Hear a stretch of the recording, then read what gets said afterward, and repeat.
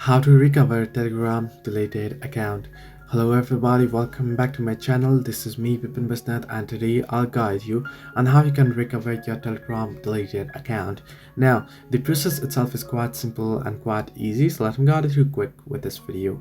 Now if you deleted your account recently and now you want it back, or you want to recover your account back, then how you can do it, right? It's simple. All you have to do is you'll have to reinstall the Telegram application. If you uninstall it, you want to open it up.